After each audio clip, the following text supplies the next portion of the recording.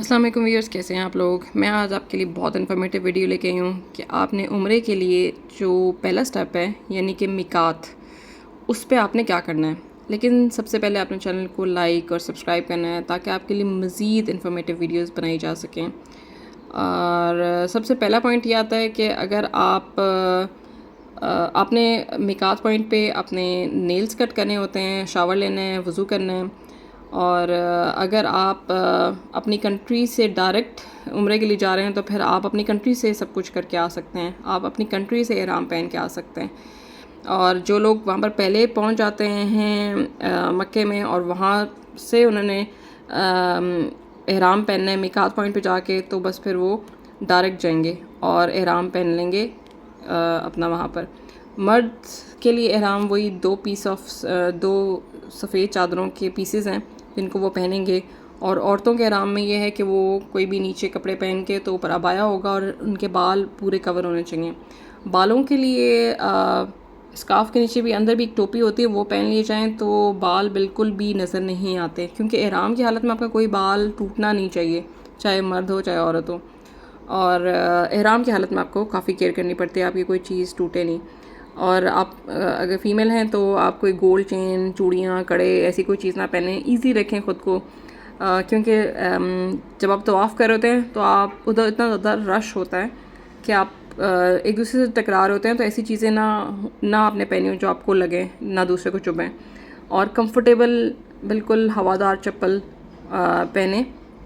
मर्द तो ज़्यादातर वो कैंची स्लीपर्स पहनते हैं जिसमें और औरतें कोई भी स्लीपर पहन सकती हैं, लेकिन कंफर्टेबल हो, क्योंकि पूरे उम्रे में आपने चलना है और चलना आपके पाँव सूज जाते हैं अगर वो कंफर्टेबल ना हो। लेकिन हाँ, कोई लोगो नहीं लगा होना चाहिए किसी ब्रांड का स्लीपर पे।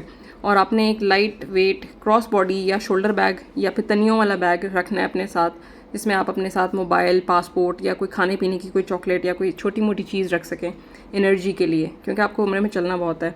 और आप अगर किसी मस्जिद में एंटर होते हैं मिकात पॉइंट के लिए, तो फिर आपको वहाँ पर मस्जिद में एंट्री के 2 रकत नफल भी अदा करने हैं। मस्जिद में एंट्री हो तो सलाम करें और 2 रकत नफल अदा करें एंट्री के, और 2 रकत आपने नफल पढ़ने हैं एहराम के, अगर वो मकरू टाइम नहीं है तो।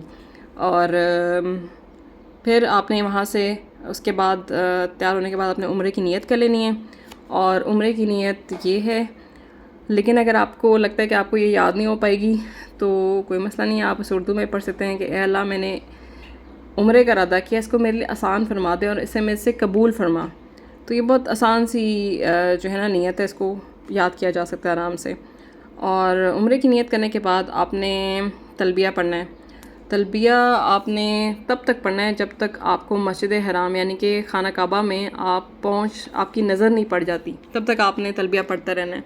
वो यही है, लब्बैक अल्लाहुम्मा लब्बैक, लब्बैक ला शरीक ला लब्बैक, इन्नल हम्द वन नेमत लक वल मुल्क ला शरीक ला। और जब तक एहराम अपने पहना हुआ है आप किसी से लड़ नहीं सकते। कोई परफ्यूम, कोई सेंटेड सोप, सेंटेड शैम्पू, कोई ऐसी चीज़ आप नहीं यूज़ करेंगे। कोई हैंड वॉश ऐसा जिसमें जो है ना वो हैंड वॉश सारे सेंटेड ही होते हैं, तो वो भी आप यूज़ ना करें। एहराम को आप तब ओपन करेंगे जब आपका उम्रा ख़त्म हो जाए। और ये एक छोटा सा चार्ट है कि एहराम उम्रे के ये 4 स्टेप्स हैं। एहराम आपने सबसे पहले पहनना है, फिर तवाफ़ करना है, फिर सही करना है, फिर हलक करना है। तो ये मेरी बाकी वीडियोस में मैं बाकी चीज़ों की डिटेल्स भी बताऊँगी, इसलिए आप चैनल को लाइक और सब्सक्राइब ज़रूर करें। और अल्लाह हम सबको आसानियाँ बांटने की तौफ़ीक अता फ़रमाए। ख्याल रखिएगा अपना। अल्लाह हाफ़िज़।